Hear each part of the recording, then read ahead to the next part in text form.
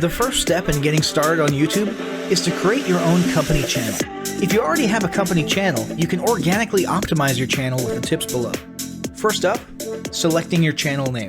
Now, in a perfect world, your channel name will be your business name. If your business name is already taken, get as close to your business name as possible. For example, you could abbreviate your name or add or delete identifiers such as Inc.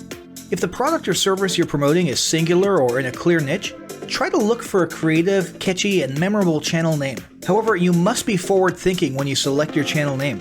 For example, if you expand your product lines in the future, would you have 2 separate channels or 1 cohesive channel? If appropriate, you could even use your first and last name as your channel name. Consider keywords, but remember that trending keywords are in constant flux.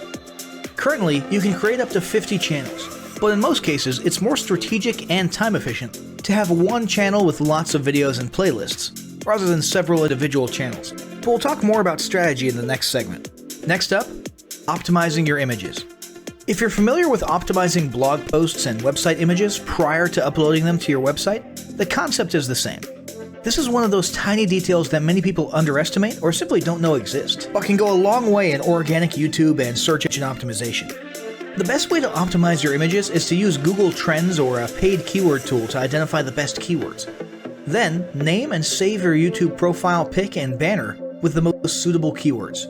Even if you're using your company logo, you must first name and save it with your relevant keywords. Even if you maintain the same profile pic and banner, update them both with new keywords on a quarterly basis. Next, it's tempting to simply copy and paste the About section of your website in YouTube or your other online platforms, sales sites, and social media channels. However, it's important to write unique descriptions for each of your online descriptions. This minimizes the amount of duplicate online content, but it also ensures you have unique descriptions relevant to the purpose of each online profile.